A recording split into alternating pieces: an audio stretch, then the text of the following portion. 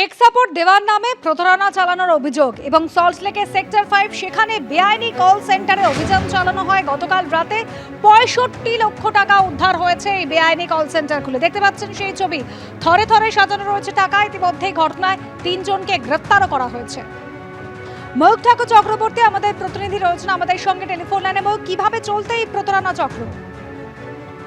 দেখো, এটা সেক্টর 5 একটা ইন্টারন্যাশনাল কল সেন্টার, যেখানে পুরোপুরি টেক সাপোর্টের নাম করে ব্যাপকভাবে বিদেশি যারা নাগরিক তাদেরকে প্রতারণা করা হতো, এমনটাই বিধাননগর কমিশনারের সূত্রে খবর।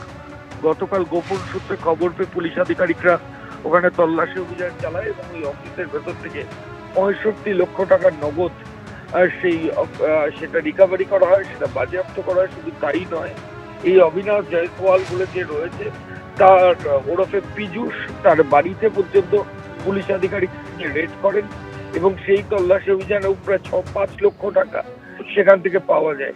এবার কি মোডাস অপারেন্ডিতে এরা এই কল সেন্টার গুলো চালাতো, এই হিউজ অ্যামাউন্টের টাকা মূলত কোন দেশের নাগরিকদের প্রতারণার পর তাদের কাছে এসেছে, এই গোটা বিষয়গুলো বিধাননগর কমিশনারের সাইবার সেল তারা তদন্ত শুরু করেছে।